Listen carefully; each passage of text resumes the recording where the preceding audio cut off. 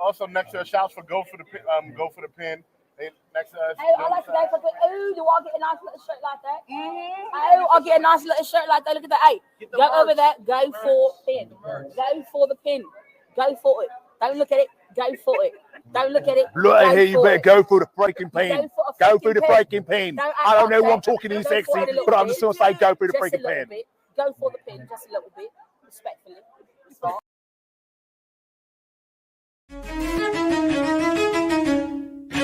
We're live, pal. Welcome to Go for the Pin. Go for the Pin Wrestling Review Show. With your boys, Mikey Q and King V, aka Ember Moon Knight, aka Michelle McCool Running, aka Summer Ray Charles, Mikey Q and King V.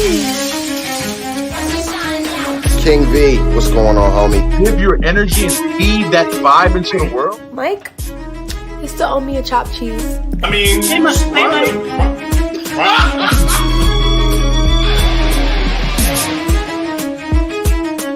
for the Pin.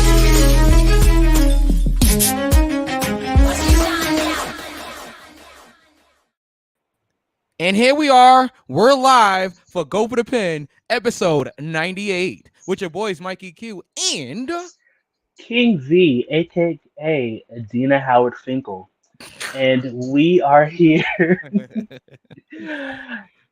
to talk about a lot of things that's been happening. a lot of things. A lot of things. Well, as most of you guys know, V was in New York this past weekend. He was up here for Battle Club Pros JobberSlam 2, presented by Battle Club, and of course the JobberSlam. Oh, excuse me, the Jobber Tears, the Jobber Tears podcast. And shout out to everybody that's a part of the Jobber Tears podcast. Mr. Black, Janelle, Sir Wilkins, everybody that has something to do with the Jobber Tears podcast. Thank you for such a wonderful show this past weekend. Joe, Thank you for such a wonderful show this past weekend. We're going to talk about this show this past weekend. But before we do, you had a little bit of a journey getting up to New York for Battle Club, didn't you, V? Before you go there, DJ Knuckles is in the chat. What's up, Knuckles? Adina Howard, thank you. See what you did there. And shout out to everybody that's watching us for the first time, or listening to us on Apple, Spotify, or anywhere that you get your podcasts. Thank you and welcome. Now, V. Thank you. Yeah. Let's hear about your journey back home this past weekend. Through this journey of discovery. Okay. What? Like I said, when you hear the exclusive that we may or may not have coming to you, we will. This is the bus ride from hell. Okay? Yeah. I decided to not drive, mistake number one, and take the bus. I would have had a better time driving. Good to see you too, Knuckles. Yep, sorry, V. Go ahead. Driving, taking the bus from where I live to New York was hell. We started off the journey from where I live, and we stopped in Richmond, Virginia, right? Yes. In Richmond, Virginia, the bus driver decided to completely abandon the bus, like he dipped the fuck out. And we were supposed to leave Richmond, Virginia at 2:55 motherfucking p.m. Wait, how you bus driver just say, yo, I'm out of here. I'm done. He said, fuck y'all niggas, I'm out. Out of here, yep.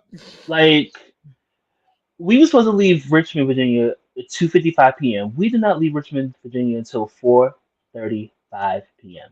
Yikes. Because nobody knew what was going on. It was like, oh, he will be right back. Oh, we don't have any drivers. Excuse me? And then everybody started to get a little violent, and I may or may not have been in the number. That's none of your business. Wow. And then it was like, oh, okay, we're going to go ahead and combine buses. So basically, we had to combine buses to another bus that's going to New York, but that bus was stopping in D.C. and Baltimore and Philly, and we'll get to Philly. Even though, all right. Even though what y'all do is wrong, Still hustle. we'll get to Philly. We'll get there. Okay. We're not there yet. Okay. We had to take our shit off the bus, move over to a different bus. Oh boy. And it's bad enough the bus driver was rude, right? He was just like, it's mad of us and one of you. Don't try it. So now we're on the bus. We stop in DC. So everybody that got off of DC got off of DC or whatever. And everybody that was coming to New York was getting on the bus. Everybody else had to wait for another one. While we're in DC, guess who decides to show up? Who? The bus driver that abandoned us on the same bus. Oh. And me and everybody in the back was ready. Let's just get off the bus and jump him. That's how angry we were. Oh man. Okay. Anyway, we went to Baltimore. We stopped in Baltimore, and then Philadelphia. Philadelphia. You know, Pink, Eve, Sean, if you're watching this. Okay. ECW. Yeah. Cheesesteak, water ice, Will Smith. I'm not holding this against you. Meek Mill. I'm not holding this against you. All right. But we got to Philly. Knuckles said, "Are you kidding me? I would have stunned his ass on sight." Oh, I would have done more than that. Let's turn stunned into something else. Even though what we do, all right. Philly. We get to Philly. We stop in Philly, right? Uh-huh. There was a whole bunch of people waiting on the bus, waiting to get on the bus from New York. At this point, everybody on the bus was going to New York, and it was full, right? So this dude decides to come on the bus. It's like, oh, y'all niggas got to get off. Oh man. Who? And I said exactly that. Who got to get off? You know how many buses I took? No, we're not. I'm not getting off the goddamn bus. No, it's not. Man. So this young man, I'm listening, from Philly, decided that he was going to try to put his hands on me. Wait, what? Tried to put his hands on me. Yeah, I thought that's what you said. These hands work. Yeah. Just like you told Steve Pena, but we'll get there. Wow, you didn't. We'll get there. I love Steve. See, I love you. Anyway, he's gonna hit us. He's gonna hit us back. He is gonna. Yeah. Hi, Steve. Yeah. But this young man in Philly decided he was gonna try to put his hands on me, and that didn't work out too well for him because once I got up, it was on, and I said, "Don't let this purple hair fool you. I will wash you all up and down 95. Wow. Yeah. Play with Gotta your love dick, 95. don't play with me. Play with your dick, don't play with me. Okay.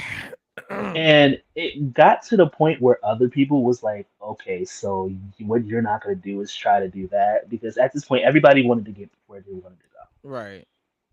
So we were all like on 10. And it got to the point that the bus driver was like, you need to get the fuck off my bus and you can wait until the morning for the next one in New York. Yikes. And we just left it at that. And we went all the way to New York. I was supposed to reach New York at 10 p.m. sharp. 10 p.m. I did not reach New York until 2:30 a.m., which means I didn't get to the destination, my actual destination, until 3. Wow. Yep, it was the bus ride from hell. I am never taking Greyhound. Hi. If you're anybody, I'm never taking Greyhound again. My experience was awful. Sponsor. I don't give a fuck about that. Okay. That is a bridge that I'm willing to burn. I'm never taking Greyhound again. And if you love yourself and you love the people around you, you won't put them on a Greyhound bus. Kyle, what's going on? How you doing this evening? Fuck Greyhound. Hopefully that better bus than V driver. was on Friday night. But yeah. Fuck that bus driver. Fuck that bitch ass nigga from Philly. Okay. We can move on. Yeah. All right. Well, you did eventually get here. Okay. I did. You Yeah. did. And of course you were in town for a battle club. So let's get to some of the all of the happenings, I guess you could say, at battle club. Yeah.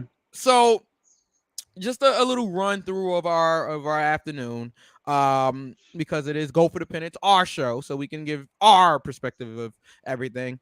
We get to the show. The ring is already set up because they had Black Girl Magic the night before. So the ring was already set up, which I'm sure that made it a lot easier for the ring crew. Well, at least for the next day of setting up or whatever. So that was cool. Shout out to Joe. He already kind of had a setup for us, which thank you. And again, Joe, if you're listening, watching, I can't thank you enough. I did it privately at the show. I'm going to do it publicly here on this show. I cannot thank you enough for such an opportunity. And for myself and for V, to allow us to even do a podcast there and just everything. I can't thank you enough for everything. So, appreciate you, Joe. Shout out to Joe Kim. And Janelle and everybody else that had anything to do with this event. So we get there. Joe has a nice setup for us already. And me and V set up for the podcast, but because we were running a little late, we kind of had to do things pretty quickly. So next time, hint, hint, wink, wink. Next time, I'll make sure that we have more than one microphone, which again, that presented another issue. But I had more microphones. It just wasn't enough time to set them up. So it's like, all right, we're gonna make this one microphone work. Okay. Yeah. And we did. But yeah, and also we'll try to do video next time. Also, we'll actually set that up because it's not hard to do. So set that up. Shout out to the Your Sports Show. Shout out to Big Baby and everybody that's involved with that podcast and that brand. So they were already doing a podcast.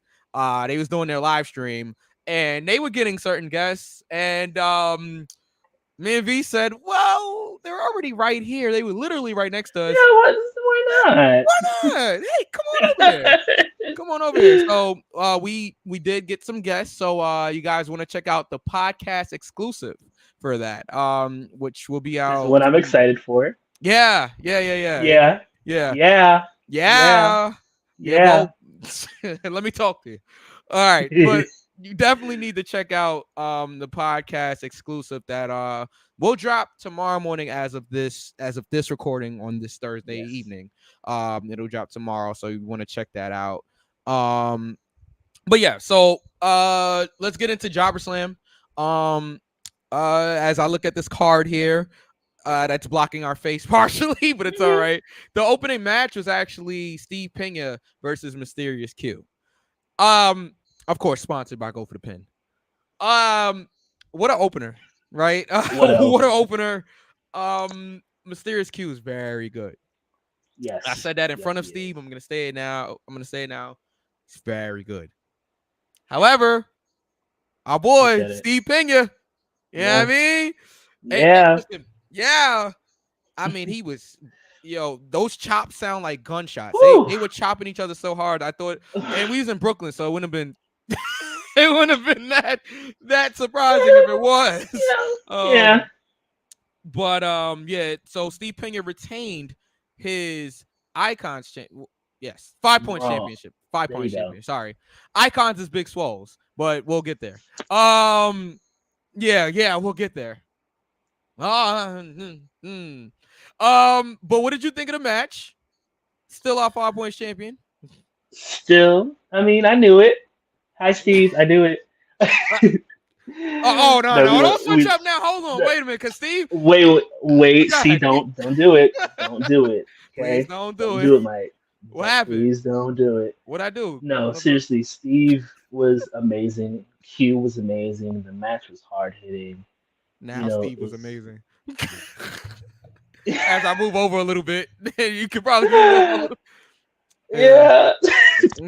So yeah, that's our picture with perfect. Steve. Yeah. You know, we love Steve over here. Always welcome back. I go for the pin. Oh, we're gonna get him back. You know, he's gonna get me. It's fine. He did. I'm gonna deserve it. It's fine. Okay. It's fine. Let's get this out the way. But you know, we love Steve over here. We do. Thank you. Why you trying to? I feel like somebody trying to set me up. No, I'm not Niggas trying to set me up. See, after all this time, niggas ain't your niggas. Look at this.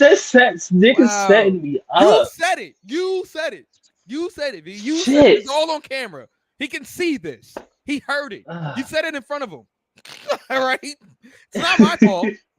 It's not my fault. He's working himself into an angle with Steve Pinhead. I don't know. Oh man. Oh god. But yeah, that was a fire opener. Let's keep going here.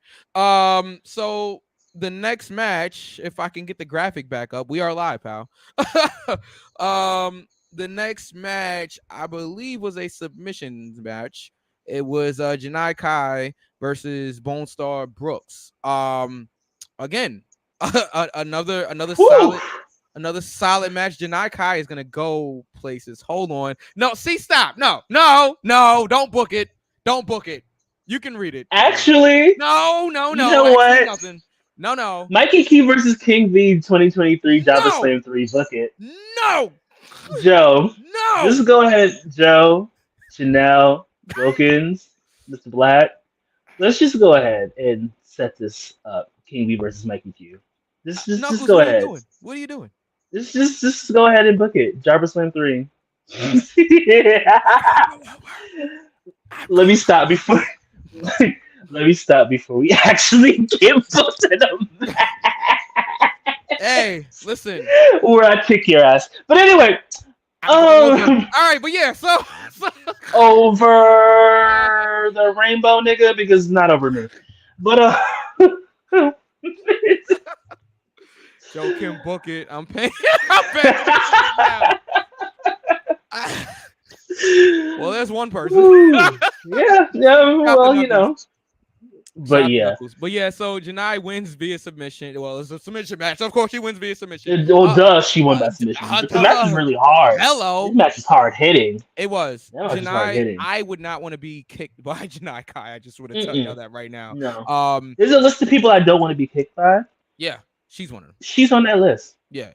And it's interesting because Mustafa Ali actually posted on his Twitter that he was trying to help some of the independent talents get a look.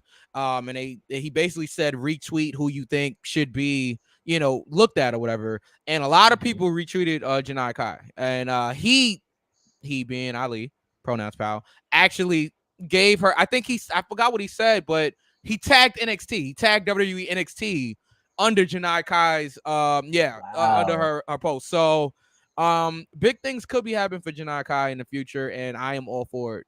Extremely talented. All right. And if anybody that's watching isn't familiar with the talents that we're mentioning, please go out your way to look them up because they are really talented. Bonesaw Brooks, another talented individual. I've seen her work a couple of times and I'm impressed every time. So shout outs to Bonesaw Brooks. Came up short in this match, but I'm sure this won't be the last time that we see her. All right. Next we had the survival of the fittest match. So for the battle weight championship. So Danny Nemesis was actually the timekeeper and the bell ringer for all the matches. I do want to note that before the show started, there was a 10 bell salute, and full disclosure, I'd never rung a bell before. So Joe actually had to tell me how to ring the bell before. So you don't actually ring it on top. You ring it on the side.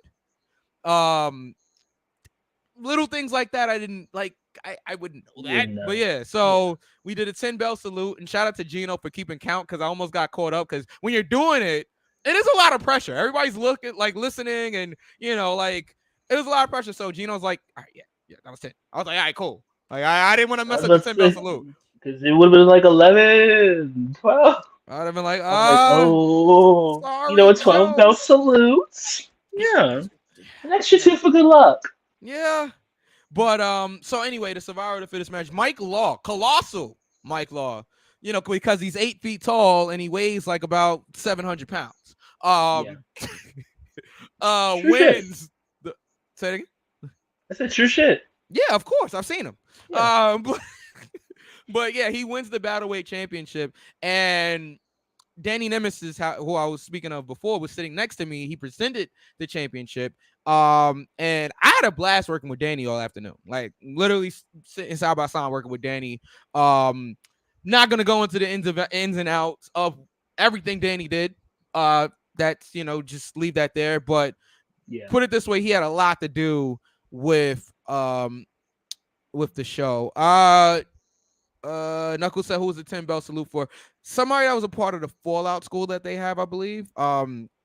That's what they was doing the 10 bell salute for. I am 99% sure. So yes, Joe can correct me if I am incorrect on that, but I'm 99% sure. Or if they weren't a part of also. Say it again. I said I believe so also, but also Saturday was a blur. Yeah. Why was it a blur, V? Moving on. Moving right along. As you would say. All right. Moving right along. All right. Because I know why it was a blur, but we're going to move on. All right. So, no. We're going to move along. All right. We had JTP South versus Prolific. Now, when the match started, there was no referee in the ring. And now I can tell you behind the scenes, we're like, okay, how can I say this without giving too much away? We knew who the referees were for every match. That's not, I don't think that's giving anything away. We knew who the referees were for every match. Mike knew. Right. Yeah. Now, we saw a name on there. I'm not gonna give that away. We saw a name on there, and we're like, okay, well, how's this gonna happen? How's this gonna work? Right. Well, okay, all right, fine. We saw Mr. Black's name on the list, right? But Mr. Black, who's representing JTP South, so I'm like, how is this gonna work? Big swerved everybody, because Joe's literally sitting right next to me. Like, there's Gino, who's one of the commentators, and then there's Joe, right? He's sitting on the other side, and I'm looking at Joe. Was the ref? There's no ref. Was the ref like? And all of us like, was the ref? Joe's like he kind of gave us swerve. Mr. Black takes off his JTP South t-shirt. He's the referee. That popped me. Not gonna lie. It popped the whole crowd. It popped me. Fast count, pal. 1, 2, 3. You know what I'm saying? JTP South beats Prolific. What did you think about this? I had so much fun watching this. Yeah. It was just so good. It was hard hitting. It was big niggas flying everywhere. It was like, yeah. Shout out to Yaya. It was hitting that. Yaya hit the tope con hilo over the top rope. Sure. Okay. Yeah. Close enough. Yeah. Yeah. Okay. But yeah, it was just a fun match. Oh, okay. It's even worse. All right. No, but seriously, it was a really fun match. It was. Mr. Black being the referee really popped me. I I personally was not expecting that, and I'm glad that happened. That was a good swerve. I was like, damn, Swerve he's the pow. black that fast count. Come on, Yeah, man. and they cheated. They cheated, but it's all right. It's all good. Prolific was screwed, so we got to get another match here, possibly at the anniversary show. Joe. Hey, Joe. Let's keep going here. And then the next match we had was for the franchise championship. We had Mick Drake of Federated, accompanied by Mr. Martinez, of course, versus Dan Moff. Again, another hard-hitting match. Dan Moff is so good. We actually got a chance to hang out and talk to Dan Moff before the show started. He was actually on the Year Sports Show. You got to do it every time. Of course, so maybe we could talk to Dan next time. We'll see. But yeah, Dan Moff wasn't able to get the job done this time. Mick Drake retained his franchise championship. Really solid match. Really solid. And then we went to intermission. Doing intermission, I believe Mia Yim was doing so before the show started, Mia Yim had a meet and greet. As I move over to be in the screen, Mia Yim had a meet and greet, which was pretty cool. She was sitting right next to us where our podcast was set up at, so that was pretty cool. So shout out to Mia. Once we came back from intermission, we had main event versus what was supposed to be thick and juicy. Okay. So full disclosure, right? Card subject to change. Card subject to change. Yes. So Willow Nightingale comes out. Comes out and cuts a promo, basically saying her partner's injured, but she has a replacement, and her replacement wound up being Gia Scott. Gia actually tore the house down last time with Darius Carter, who we'll mention in a few minutes. But yeah, so Gia Scott comes out there, and they face main event. Main event retain. Main event's been on a run. I think they're going on almost a year as champions, I believe. I believe they won it last October at their October show. And that was the same show that Steve Pena almost killed Masha. But yeah. It happened. That chair, you know the bump. Yeah, We actually talked to Steve about it. We did. But what did you think about this match? Willow Nightingale, Gia Scott, main event. It's the main event. Oh man, it was another one of those matches that was really good. I enjoy. I love main event.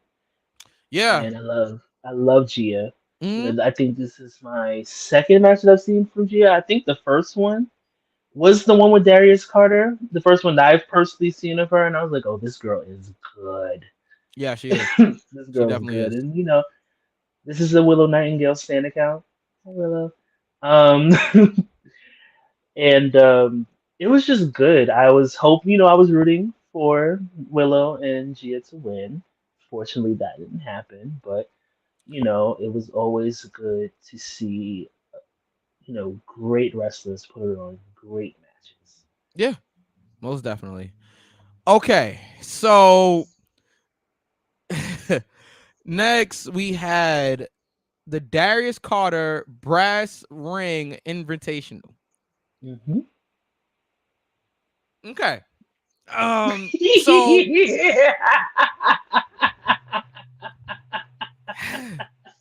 so happened to be unbiased while Darius Carter was coming to the ring. I even gave B a look like I am going crazy right now having to play this man's music, you know what I'm saying, and let him do his, because he has the All Father stuff, at the big grand entrance, and I am like losing my mind. I'm like, I want to run in, and B's just like, no, no, Stop it. Sit down. I wanted to run in so badly, and then Joe wouldn't let me. Gino was blocking. I'm like, all right, fine. But so Darius comes out there, and then Sir Wilkins answers the challenge, or so we thought. Wilkins didn't actually answer the challenge, but the idea of Wilkins facing Darius Carter got such a huge pop from the crowd. I think they just have to do it at this point. I think they have to do it. They got to. Yeah. I mean, I don't know. I think that once Wilkins is because he is training to wrestle, he's still training to wrestle. I think once he's more seasoned in the ring, I guess they might actually do that match. You know, I want to see it. Book it. I do too. Look at Darius, of course, and Darius Carter wound up beating his former student. No surprise there. Darius Carter wins again. I don't know. Every Battle Club show I've been at, Darius Carter has won, and I want to be the one to end that undefeated streak. I said it here live on Go for the Pin. I'm gonna say it again for the camera. That one right there. I want Darius Carter. Are you Now, done, friend? Yes, I am, friend. Okay. I'm done. Okay. You got it out? No, I won't until I face Darius, but it's all good. It's all good. I think Wilkins has him first, though. If anybody gets the first shot at Darius Carter, it's Sir Wilkins of the Jobber Tears podcast. All right, let's keep going. Next, we had the Gray Sweatpants Battle Royal, the Faye Jackson Gray Sweatpants Battle Royal. Huh? Oh, I was like, wait, oh Lord, help your church. I was like, JPS World. I'm like, Knuckles, that's you? Yeah. All right. So, the Gray Sweatpants Battle Royal. Okay. This is where I give you guys a little behind the scenes. Okay. Now, originally, Ken Broadway was supposed to be in this match. Okay. I'm only bringing this up because I looked crazy. Okay. There was two mistakes, I guess you could say, that I made, right? One you guys don't know about, and the other you guys do know about. Okay. Anybody that was there that watched the show, they know what happened. Yes, it's me. It's JP. Well, I guess the S doesn't really. Yeah, it didn't work. It didn't work. I saw the vision. Yeah, I saw the vision. There. I was almost but you saw things you imagined, so that didn't work. I tried a thing. You did. You did your best. I did. Well, you know, my mom always said. All right. Anyway, so let's just keep going here. I thought it was pretty good, actually.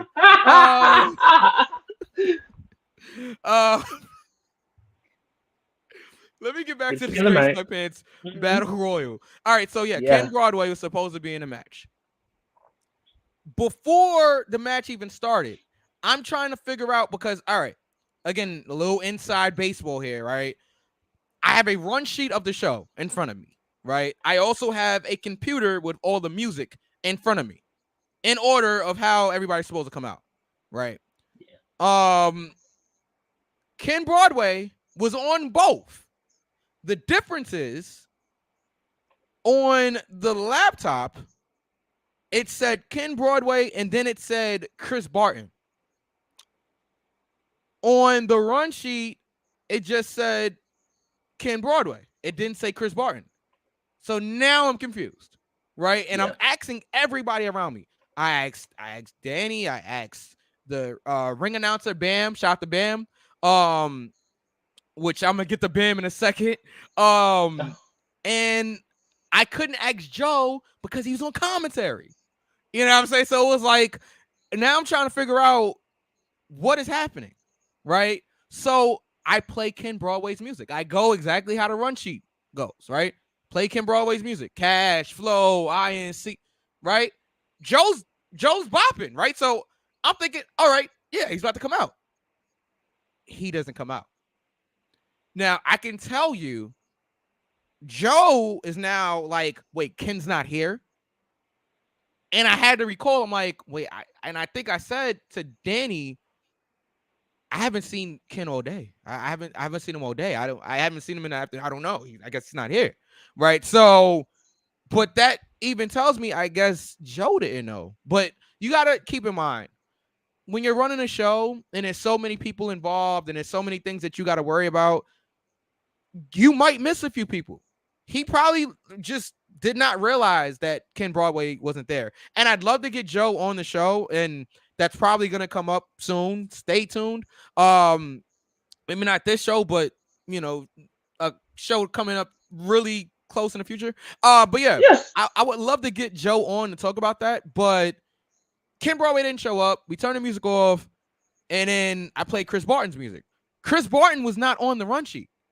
Like, I'm not gonna show you the run sheet, but I have the run sheet, and Chris Barton was not on there. Okay, so I'm like, all right, well, I just screwed this up, But it's like I was confused, and again, my only regret, I guess you can say, it's not even really a regret, but one thing I wish I would have did, I wish I was in the production meeting. Yeah, but I didn't want to overstep my bounds. I didn't know if I was supposed to be in the production meeting or the talent meeting. I'm not talent per se, you know what I'm saying? So, but it is important because I need to know who's coming out and, all this other stuff. So I need to know what's going to happen so I can have people's music ready to go, so, and it, again, that's nobody's fault. Like, it is what it is. Like, these things happen. It's a live show, and I'm still so grateful for the opportunity. And I can't wait to do it for the anniversary show.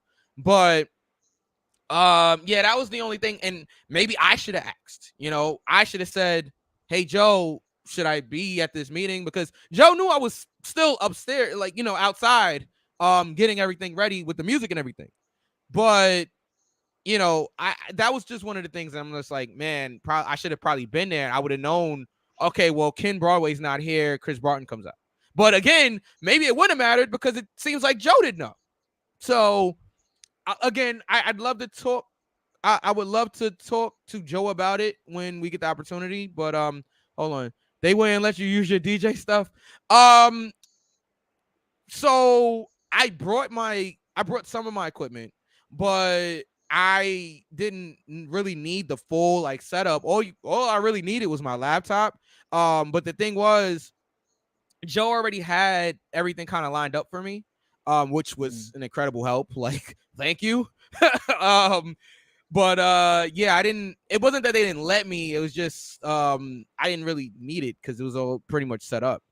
But yeah, so that's one of the things that happened during the Grace Sweatpants Battle Royal. But surprisingly, that is not where this picture comes from. Anybody that saw this picture making the rounds where I'm looking at Joe like, you know what I'm saying? And Bam's looking at Joe like, so Bam is the ring announcer, is the person that's literally standing up right next to me.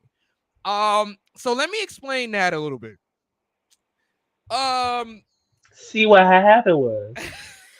What had happened was, and I'll put the picture Okay. back up in context. So for what had happened was, the person that's holding the microphone right now performing is Stan Michaels, who is an incredible talent. He was actually thrown out by Savannah Evans. But so Stan Michaels was performing. He's singing, right? During the entrance, Bam is introducing him. And Joe is just in the back, no, lay out. And that's why Bam looked over like that, because if you're talking while he's performing, you're actually, you're interfering with his entrance, so basically Joe wanted him being Bam to introduce him after he was done singing. So that's what this picture was actually about. And that's why, because I love Joe, but Joe does want things a certain way, which I get it. You know what I mean? It's a show and he wants things to be a certain way. He's the boss at the end of the day, so that's what I was looking over at, because at first Bam didn't really hear him. So I'm like, nah, Bam, lay out, lay out, so that's where that picture came from. So,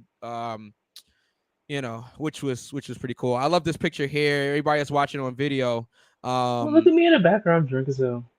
Yeah, it's a picture. So you see right next to, for the people that's watching on video and for the podcast listeners primarily here, it's a picture here of Savannah Evans making her entrance. This is from Savannah Evans' Instagram.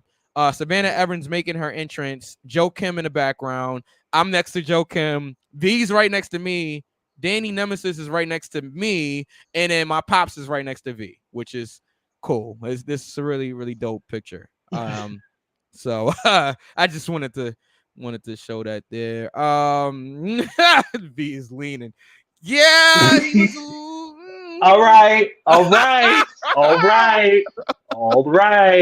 We don't talk about Bruno. I got you on video. All right, but let's. Okay. It happened. Anyway, Savannah Evans wins the Gray Sweatpants Battle Royal. Actually, hold on. Do we have the picture? Let me see. I think we do. I got a kick out of this. Just look at V in the background here. Actually, let me get this JobberSlam picture out the way. And you just. Oh man. Delete all that shit. V is hilarious. Yo, it's Savannah's hilarious. Real big dick energy, I guess.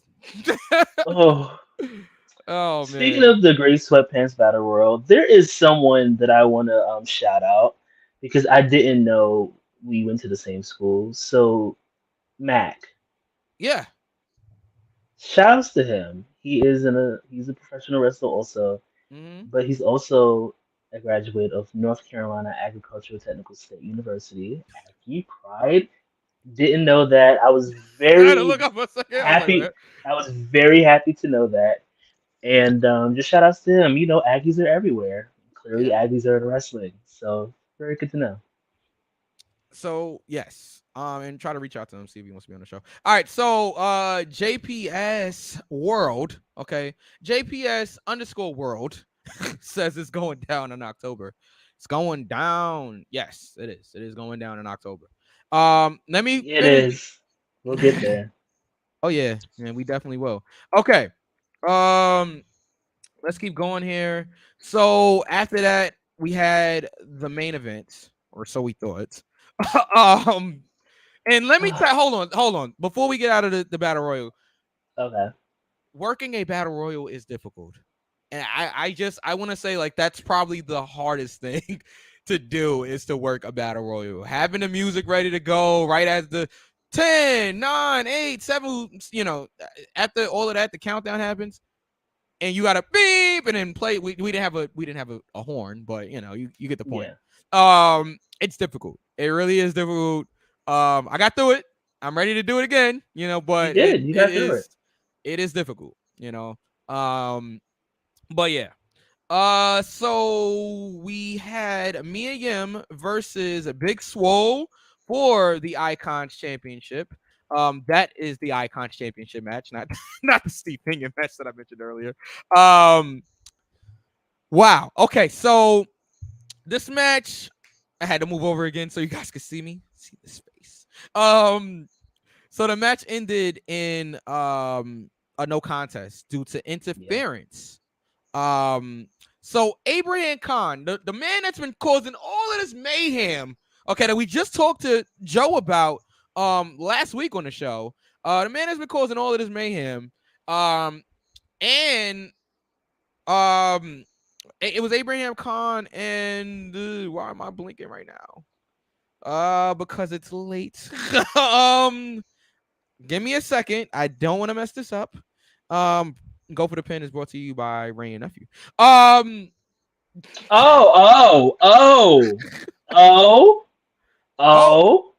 Okay. All right. Mm-hmm. Okay. Yeah. So Mick Drake and Abraham Khan interfered in this match. Colossal Mike Law made the save, and it became a tag team match. Team match, player. Colossal Mike Law and Big Swole versus Abraham Khan and Mick Drake. To nobody's surprise, of course, the baby faces won here. Colossal Mike Law and Big Swole. What was the surprise is the announcement that followed after. B, would you like to tell what the announcement was You can from Joe you Kim. can definitely do it. Okay. Because I have words. Okay. Done. So I would just like to say we called it. Mm-hmm. Okay, we called it on this show. At the anniversary show, Joe Kim announced that it will be Steve Pena versus Mick Drake. Yep. For both franchise and 5 points championships. And if you don't believe that we called it on this very show, take a look. And I'm really interested in the stare down now that you mentioned between Mick and Steve during the chaos. All of this mayhem's going on in the ring. Oh, you know, she's just plowing through my students. Yeah, I know. I'm like, what is happening here? I wanted to go help your students, but but yeah. So that stare down is very interesting. So could we possibly get a title versus title match? Yeah. You know, I saw Let's see how this show plays out, because I mean, Mick's got to get through Moff, and let's segue to that next match. Steve's got to get through Q. Mysterious Q versus Steve Pena. Well, there it is. We called it on this very show right here. Now, what we didn't call was the other announcement. Big Swole will now defend her Icons Championship in a title for title match against the new Battleweight champion, Colossal Mike Law. V, please take it away. I honestly wasn't expecting that. That threw me for a loop. It really did. I was like, wait, what? Yeah. It's happening. It's happening now? Like, it's happening? Oh, shit. But, wasn't there another announcement after that? I'm like, wait, there was? No. I'm. That's fine. It's fine. What was the announcement? I thought it was. I might have missed it. Then again, Saturday was also a blur, so you know.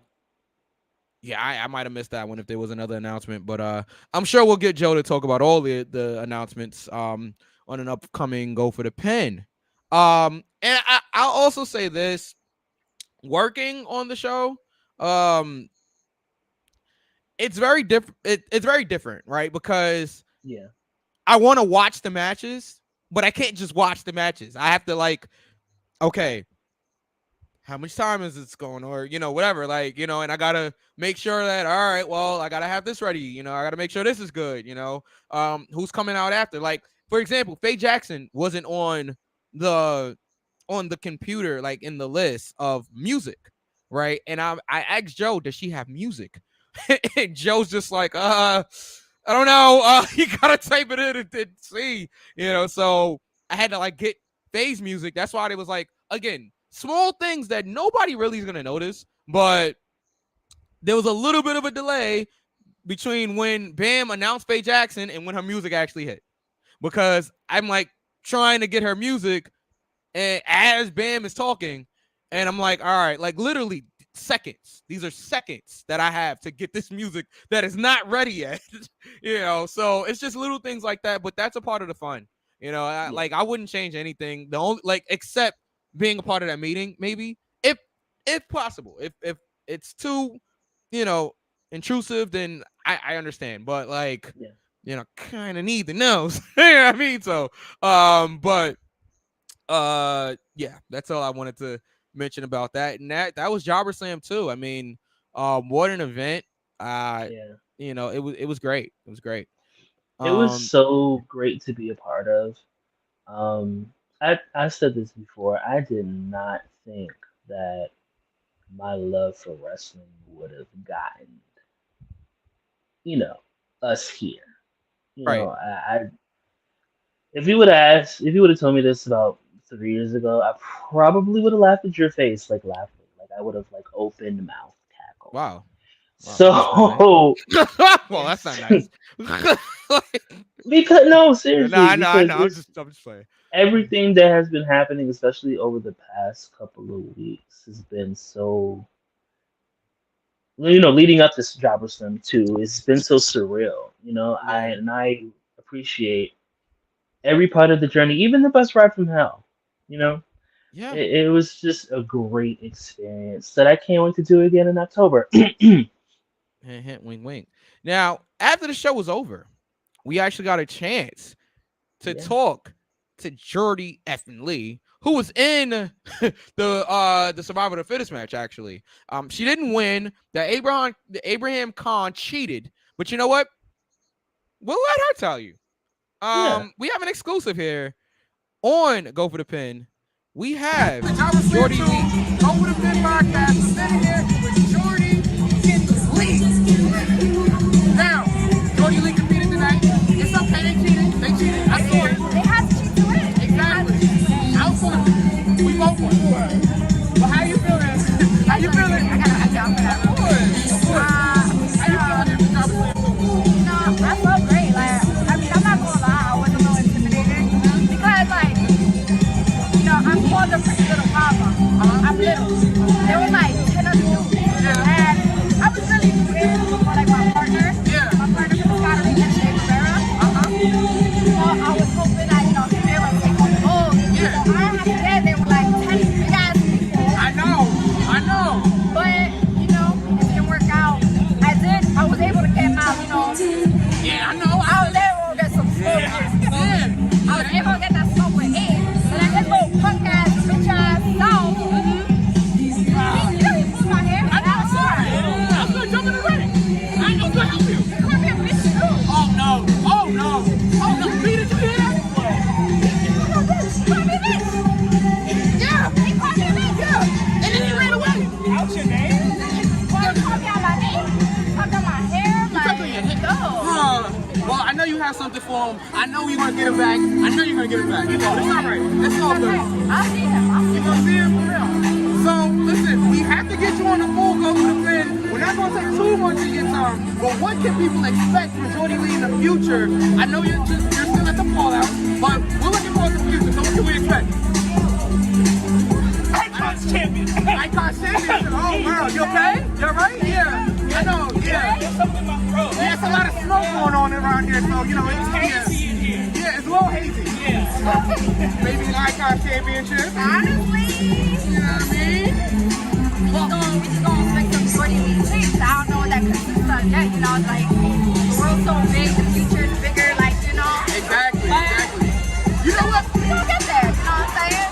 So, just one other question. What does Jordy Lee watch when she's not watching wrestling? When you're not, what is your favorite TV show? Let's get out of wrestling for 1 second. What is your favorite TV show? What do you watch?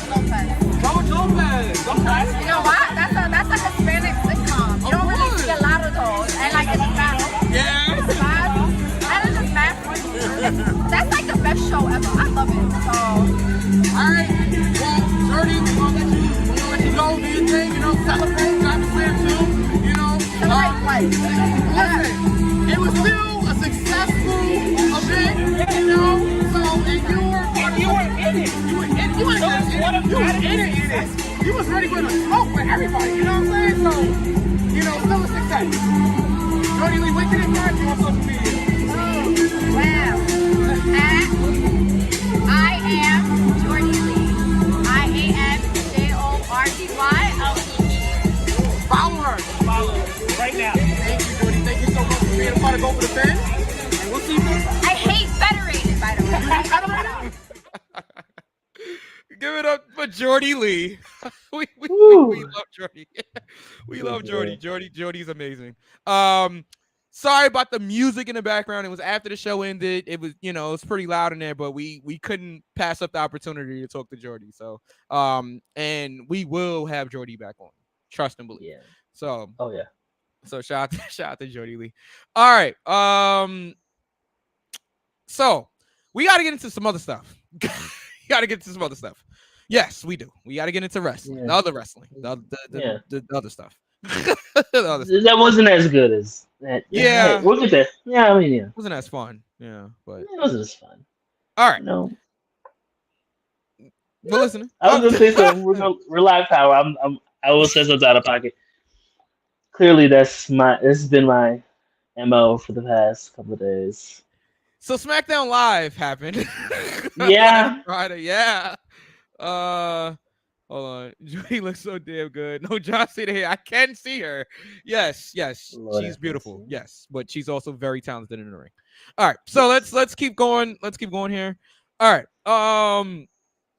So and another note about Jordy. If she ever wants a career in commentary, give it to her.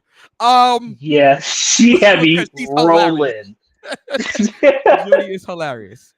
All right. Okay, so Ronda Rousey opens up SmackDown. She's suspended technically, but that won't stop Ronda Rousey, which I thought was cool that she came like and walked right past Pat, and Pat's like, "Whoa, wait, whoa, oh, it's Ronda," you know.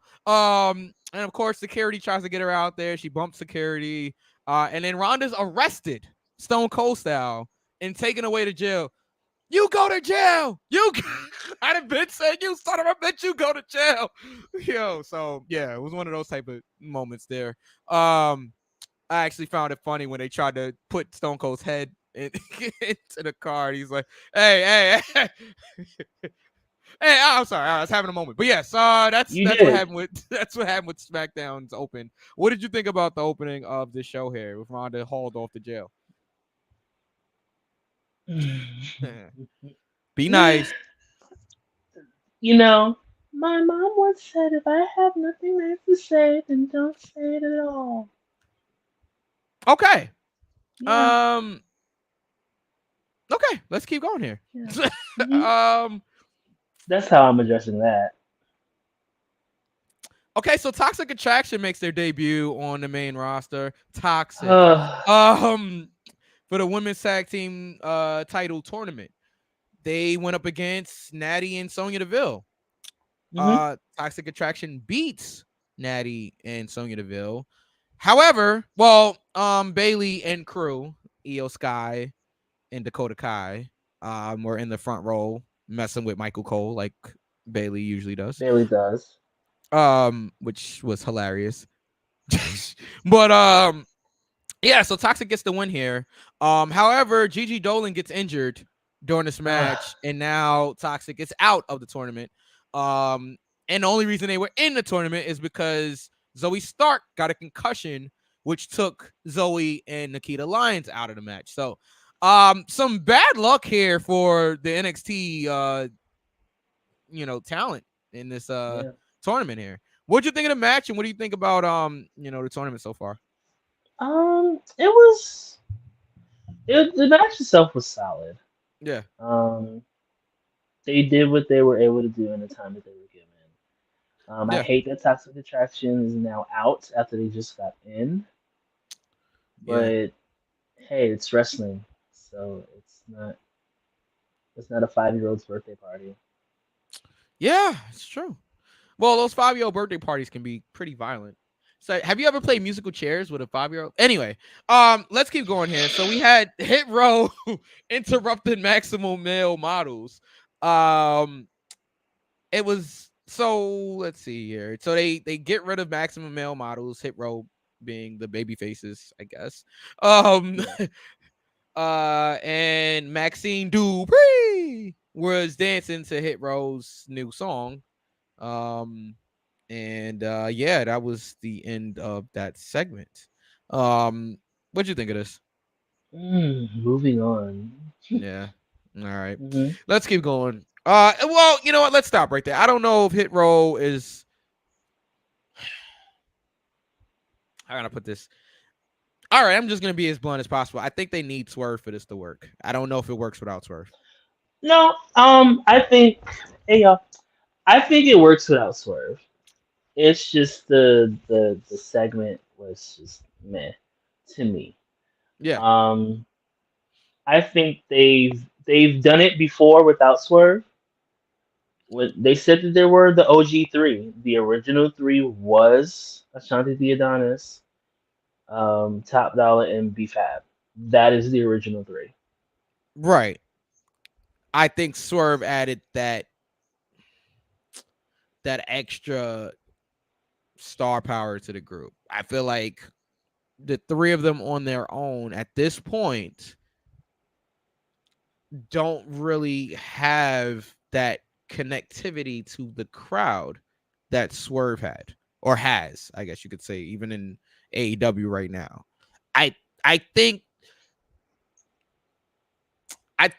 Top Dollar has potential to be a star and can lead the group, but I think right now they're hurting from not having that, main like leader of the group on the main roster. Even if it worked, you can say it worked in NXT or if it worked before they got there, but at the end of the day, we've seen it already. Just because it worked in NXT doesn't mean it's going to work on the main roster.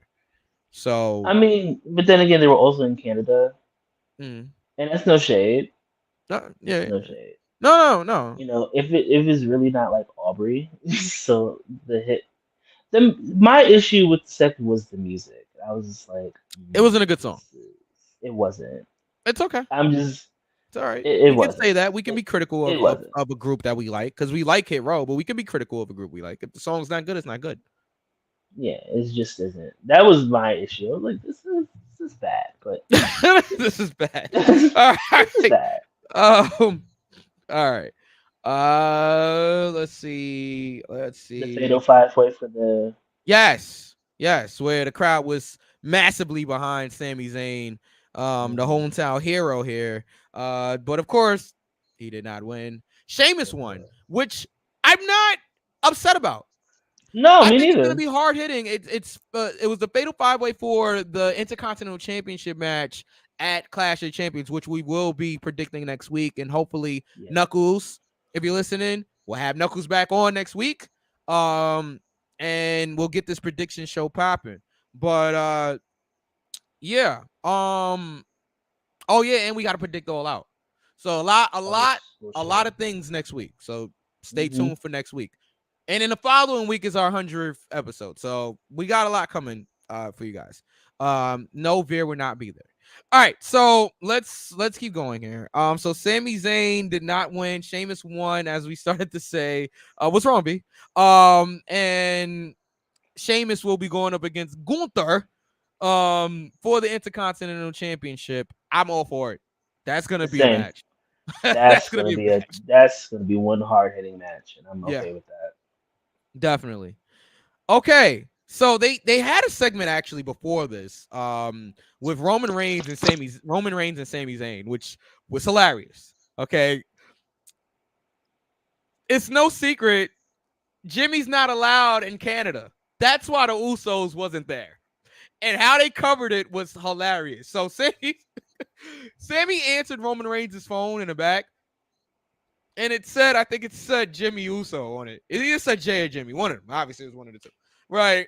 And they said they're having trouble at the border. They won't be there, which is so realistic. It's like that worked for me. I thought that was hilarious. Yeah, we're having trouble at the border. Reigns said trouble at the border, so Reigns had to go out there by himself. And we'll see. We see how that turned out. We'll get there. But yeah, I thought that was cool. I just wanted to mention that before we kept going here. There was a Vikings segment that people were saying that Sarah was in there, but Sarah Logan, but I didn't catch her. Okay. Okay. We had Liv. We had Liv Morgan versus Shotzi. Huh? Oh, sorry. Liv Morgan. I'm thinking of the week before. Yeah, Liv Morgan versus Shotzi. Shotzi, yes. And I'm trying to see what actually happened here. Morgan defeats Shotzi. Shayna Baszler comes out after and tries to attack Liv, but Liv gets the upper hand again, I believe. I believe so, yeah. No, she got kicked in the face. And that yeah. And Shayna Baszler basically says that I could break your arm right now, but she wants to save her for Clash of Champions. and Clash of Champions. Clash at the Castle. See, I ain't Clash of the Champions. That was a pay-per-view too, right? Yeah, it was. Yeah, wrong pay-per-view. At the Clash. Okay, at the Clash. It'll be Shayna Baszler versus Liv Morgan. What'd you think about this segment? The match was decent.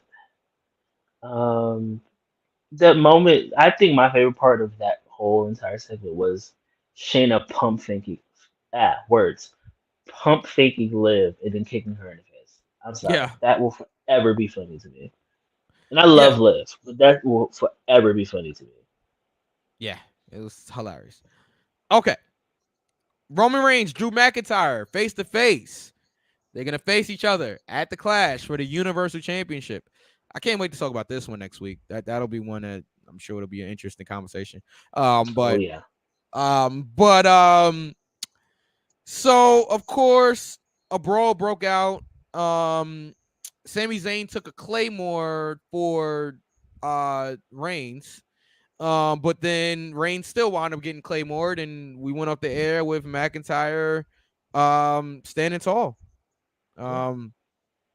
What'd you think of this, and what'd you think of SmackDown as a whole? It was cool. For the most part, I am gonna say this. Well, I'll save that for the predictions. Yeah. But it's gonna be really, really interesting between this Friday coming and next week. It's gonna be really interesting. SmackDown as a whole, it gets a 2 count for me. Okay. No problem, Knuckles. We're just predicting. We're just reviewing SmackDown.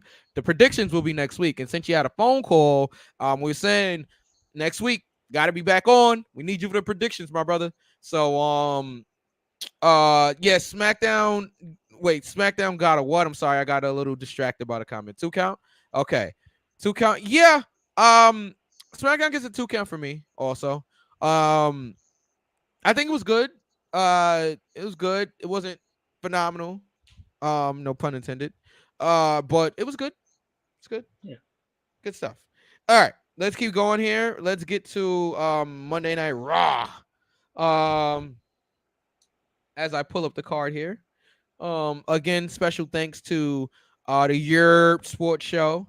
Special thanks to Battle Club Pro. Special thanks to the JobberSlam podcast. Shout out to Gigi for the win also. Yes. And shout out to Stephanie. Shout out to everybody that we met. Yeah. Yeah. You know, a lot of y'all were meeting me for the first time. Yeah. Because I'm like a hologram. I'm never there. Well, you were there in person this time, pal. I was, and I was out of sorts. I was out of pocket. Yeah. Shut up, Michael. Oh, okay.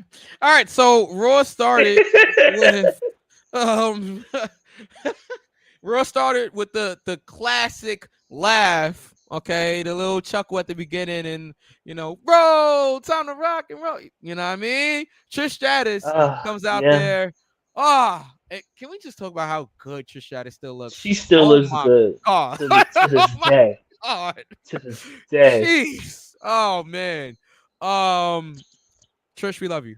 But yeah, so Trish comes out there, and she's just talking about how she's happy to be back in her hometown and back home at the WWE.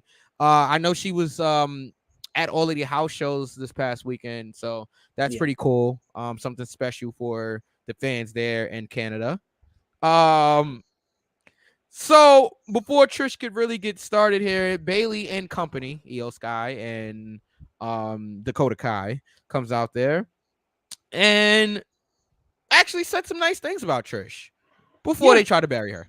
But of course this brings out Bianca Belair because Trish was outnumbered. Okay, the heels looked like they was about to do something to our beloved legend, and of course Bianca Belair came out there. And Osco, what is Osco? Asuka. I don't know what that is. Yeah, Asuka and Alexa. A lot of A's going on here. Yeah, Asuka and Alexa came out there. V already knows my thoughts on Trish. Well, I don't. Why don't you share it to the world? Oh, let's not. Let's not. Let's not. Okay, fine. Let's not. Yeah. All right. Time to rock and roll. It's time I'm in control. All right. Anyway, so this leads to a match. Was this for the tag team tournament? Yeah. Yes. Okay, so Asuka and Alexa versus Dakota and Io. Mysteriously, Trish and Bianca and Bailey were all just gone after, the commercial break. Okay, cool. I guess Dakota Kai and Io Sky beat. Then I'm having a brain fart. Asuka and Alexa. Yes, Asuka and Alexa. Thank you. Okay, what'd you think of this segment and everything? Wait, something. I really. Oh my God! I am. Jesus. Context. Oh, Mike left. I'm going. I'm You're back. Yeah, I'm back. Okay, you're stealing my gimmick, pal. Oh man. I leave. Right. No, but the match was cool. The segment was cool. I'm just get it together, Mike. We are live, pal. That probably so hard. We're live. Did I say hard? Yeah, go ahead. Keep going. I'm sorry. Wow, gross. I'm really excited. I want to see Asuka and Io go at it in a WWE ring. Yeah. Because that shit is gonna be so Joshi. I'm so ready. But yeah, it was cool. Okay. I forgot to mention before the show actually started, like during the pyro, Seth Rollins and Riddle was like fighting. Oh, the boys were fighting. Yeah, and I thought, you know what? I thought this was really good. It was believable. They start the pyro, but then you see the camera guy just run to the back, and I thought that was cool. They like mid pyro, they had to stop the pyro because these two angry talents are going at it with each other, and we'll get to angry talents getting at each other.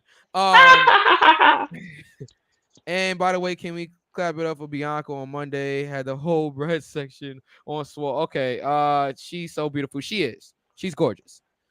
The whole bread section on Swole. Yes. Okay. All right. So yeah, that's what Monday Night Raw started with.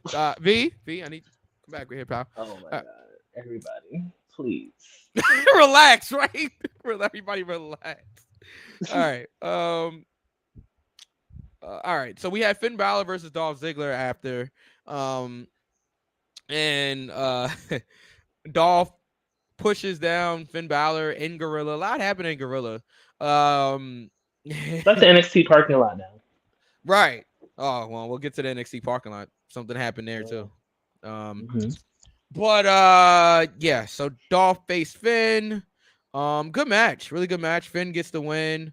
Crowd was into it.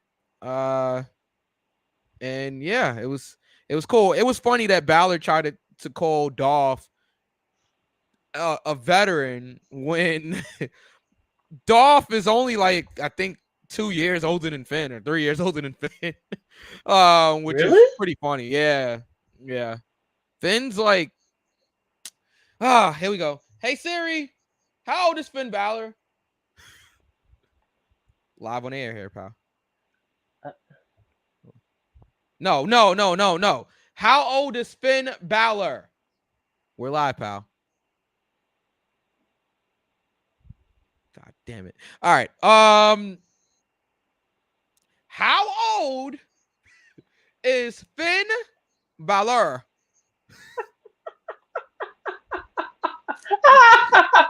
41. Actually, so he's only 1 year younger than him. We are live, pal. On a serious note, hold on. Is it wrong for me to get it about Monday nights again, like I used to? Triple H is reviving the brand. Yeah, listen. I was looking forward to Monday Night Raw. It's perfectly okay. This is a good thing. This is a really good thing. You just need to work on SmackDown. We're getting there. Okay. Yeah. So let's keep going. Chad Gable versus Kevin Owens. Kevin Owens is a killer again. Ooh, The pop thank up, God. yeah, and the pop up powerbomb is a finish again. So I'm all for that. Anything to add about that one? No. Okay. All right. And KO was a babyface in Canada, but of course he is. Just like Bret Hart was. Aaliyah versus Bailey happened. Bailey's It first did. match. Well, I see. All right, hold on. Knuckles says AEW's in trouble. We'll get to AEW. I don't know if they're in trouble. I disagree. I don't think they're in trouble. I don't think they're in trouble at all, actually. But we'll get there. We'll get there. All right. Aaliyah didn't really get in Let's try this again. Take two. Yeah. Aaliyah didn't really get a reaction in Toronto, and I think it has to do with. Well, nobody knows she's from Canada. Well, they said from Toronto, Canada, and it got a little bit of a pop, Right. and then nobody cared. Yeah. And I think it has to do with her booking also, and just the fact that for almost 10 years, Aaliyah has been kind of enhancement talent. No knock. Yeah. I'm being respectful. She's been enhancement talent. It is what it is. That's okay. Yeah. You need enhancement talent. I'm not burying her. I'm gonna make that perfectly clear. I'm not burying her. But that's all she's been, is really enhancement talent. But Bailey gets the win. Her first match back in a year. Over a year. I think she went a little out over a year. Yeah. Bailey looked good. Bailey looks good out there. She does. I will say this. People knock on Malia Grande because she looks like Ariana Grande. But, what I like the most about Bailey is that she gave her time. Mm-hmm. And I believe this is her first time performing in front of her family. Because if you didn't see them cutting to her in the beginning, she's visibly crying. Yeah, she's crying. Even at the end, she got the opportunity. So I'm glad she was able to get that. Well, yeah. Okay, so we had all right, here's where it gets a little interesting. This is where Raw really starts to pick up. So yes. So AJ Styles and Bobby Lashley teamed up to face The Miz and Ciampa. Right. All right, match is going good. Everything's cool. And then chaos happens. Okay, first AJ is attacked by a fan. And as this is happening, as security is taking out this fan, The Miz is kidnapped by Dexter Lumis. So the match ends in a no contest. But what? What? You know what I mean? Like, what? Okay. I love this segment. Me too. I mean, for it to lead into what we saw on Tuesday on NXT, the continuity, it was great. Mm-hmm. But Dexter Lumis kidnapping The Miz was really, really funny. I was like, oh, okay, this is happening. Yeah. They're live, pal. Yeah. And Corey forgot that they're live. All right. You must have missed the line. Okay. I'm leaving that alone. Okay. All right. You said the same thing that Mandy got fined for. All right, let's keep going here. Then okay, so Dexter Lumis kidnapped. What is going on tonight? Kidnapped The Miz. Words. Okay. Nothing. Yeah, well, you see this, right? It's empty. Mm-hmm. Yeah. Yeah. All right. So after The Miz gets kidnapped, Johnny Gargano, no spoilers, no nothing. Johnny Gargano returns. Massive ovation for Johnny wrestling. Like literally after the commercial break. Yeah. You came back to his music hitting. I'm like, wait, what? Like, you hear his music, and then Gargano flashes across the screen. I'm like, oh, like I popped. I marked out as the saying goes. Like I was going crazy. So it was just really cool because it wasn't even heavily rumored. Nobody knew he was there. Like it was great. Knuckles says that's why I say AEW's in trouble. We'll get to AEW. We'll get to AEW in a few. I think AEW is gonna be fine, but we'll get there. They just did 1 million last night, so I think they'll be fine. But anyway, let's keep going. And they're selling out their buildings all over the place. But so is WWE. And I think, like I said before, WWE doing well, and I've said this on this podcast, WWE doing well, I feel like is good for every other company as well, right? Like I really feel like, because again, WWE is seen as the end all be all, right?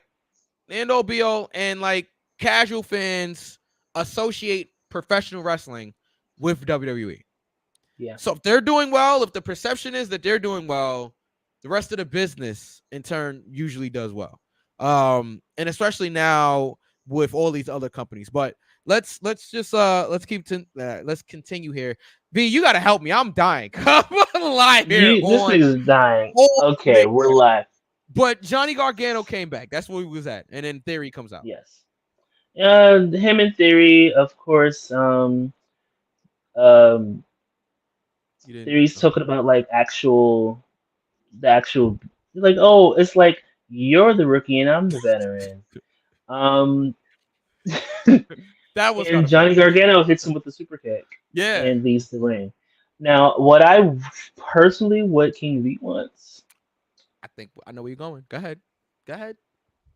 Johnny Gargano versus someone who shouldn't be near people under the age of 18, and just put the Money in the Bank briefcase on the line.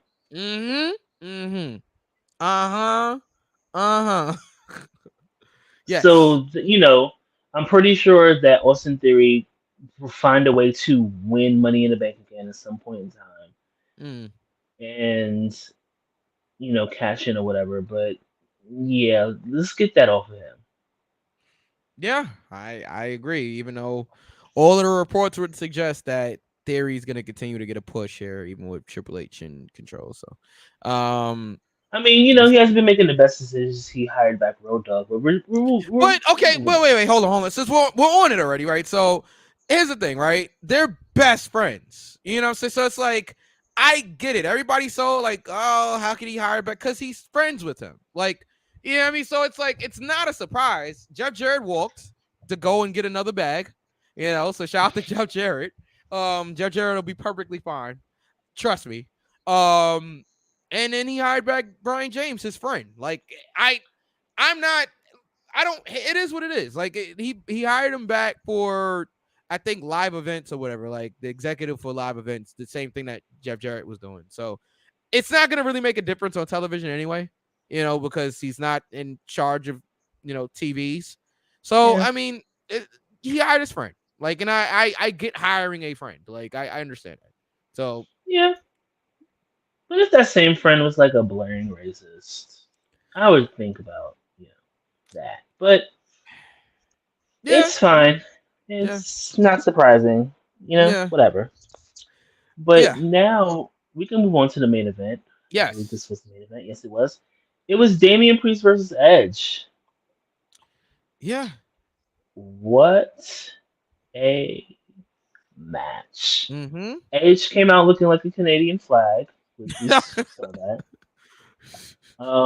There was a part where Edge hit a Hurricane Rana from the top rope. I wasn't expecting that, and I was scared. Yeah. I was definitely scared. He also had a Canadian destroyer in Canada. Of course. Shout to Petey Williams. You gotta hit one. But I think it ended with Rhea Ripley and Finn Balor attacking Edge. And then Edge got the win, but yeah, he did get the win. Yeah. And then the Glamazon. Yeah. Right. Yeah. I'm really excited to be thinking about Beth Phoenix versus Rhea Ripley. Yeah, I think it'll be like a mixed tag or something. I really like that possibility. And that's how the show ended. So, Mike, what did you Yes. think of Raw as a whole, and what did you think about that segment? You know what? The last hour is really strong. I mean, come on, the kidnapping, Dexter Loomis, being there, Johnny Gargano showing up, the Edge and Damian Priest match. I really enjoyed. I really enjoyed it. I like the opening also with whatchamacallit, with Seth and you called it, yeah. With Seth Rollins and Riddle fighting and then ending up in the crowd and all that. I enjoyed that. I dug the tag team match. I enjoyed Raw. I'm gonna give it an Yeah. earful. I'm giving it an So earful. go ahead and keep that up because I also give it an earful. Wow. Yeah. Shout outs to Raw.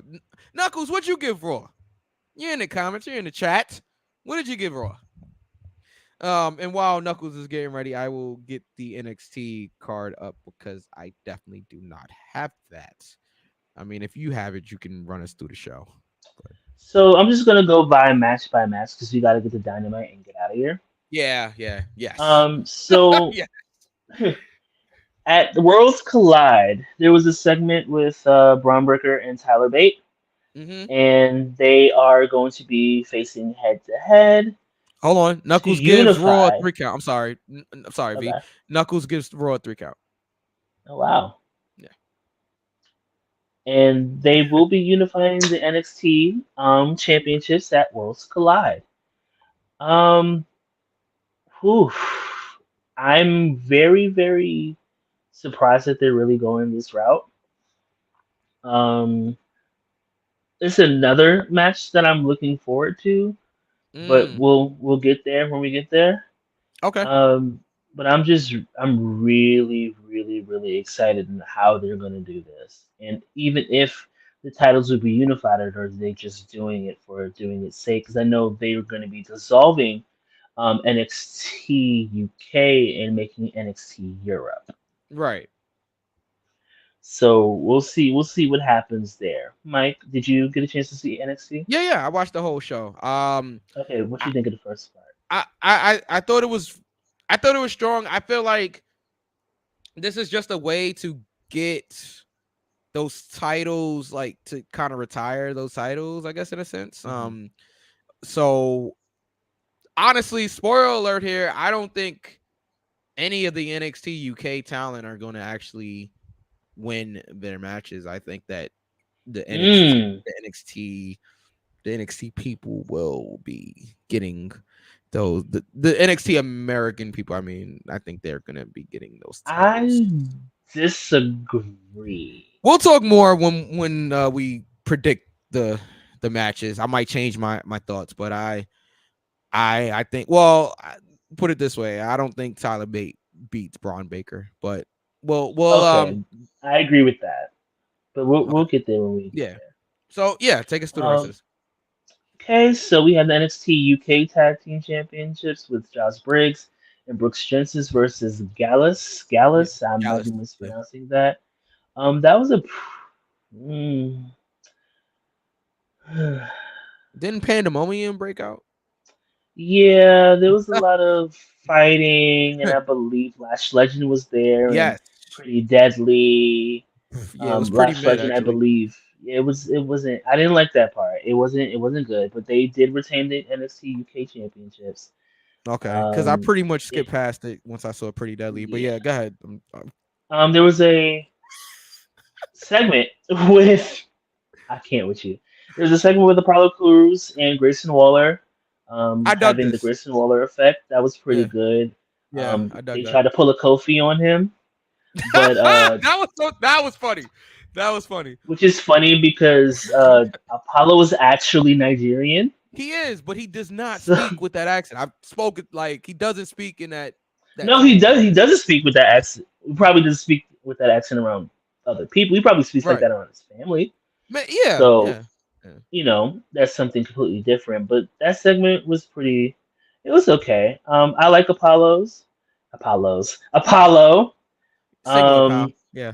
Yeah. One pal. Yeah. But yeah, it was cool. Moving on. Cameron Guns versus Javier Bernal. Okay, that's who that was. Right. Sick cave-in. Yeah, it was a Cicada. The match was alright. Grimes get the win. Okay. Joe Grace. Now this is where Joe Gacy was there. I really didn't care actually for all of that. Okay. So this is when things get bad and things get interesting. Okay. So next it was Indy Hartwell versus Blair Davenport. Yes. They had a match. But before that, there was a segment with Blair, I think, calling out Mandy Rose. Mandy Rose comes out, they have a back and forth, basically challenges Mandy.